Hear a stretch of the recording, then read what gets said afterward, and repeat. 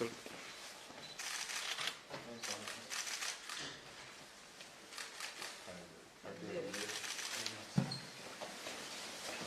Të dashur qytetar, të nderuar gazetar, ndonë së është e diel, besoj se sot që të gjithë jemi zgjuar herët në mëngjes, është ditë e mirë për demokracinë dhe vullnetin e lirë.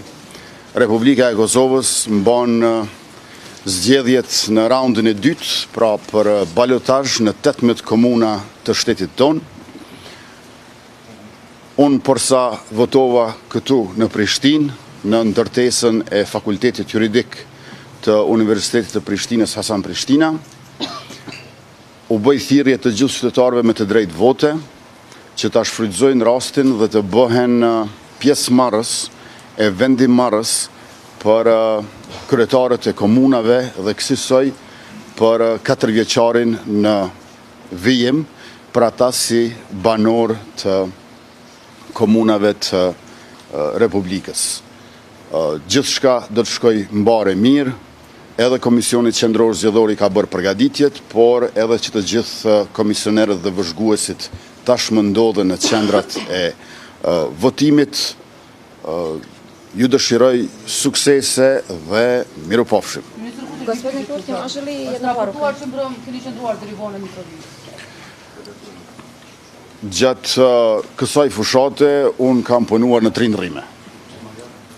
Pra, unë mban komunave të Kosovës dhe jam përpjekur që të vëzhgoj përgatitjet për zgjedhje, sepse zgjedhjet komunale, lokale janë jo më pak të rëndësishme se sa ato parlamentare qendrore, duke qenë se qytetarët e Republikës janë njëkohësisht edhe banor të komunave dhe është teje të rëndësishme për mirëqenjen, dinjitetin dhe cilësinë e jetesës në përgjithësi se çfarë kryetar të komunave do të kenë. Flet votimi ishte i thjesht, i kishte vetëm 2 emra, njëri prej tyre do e mos bëhet kryetar në mbrëmje, andaj edhe një herë i ftoj qytetarët që ta ushtrojnë të drejtën e tyre demokratike për ta zgjedhur kryetarin e komunës së tyre. 18 komuna ku mbahen zgjedhjet sot në balotazh janë më pak se gjysma e komunave të Kosovës, por nëse shikoni se për cilat komuna bëhet fjalë, është e qartë se janë mbase mbi 80% të popullsisë së Republikës.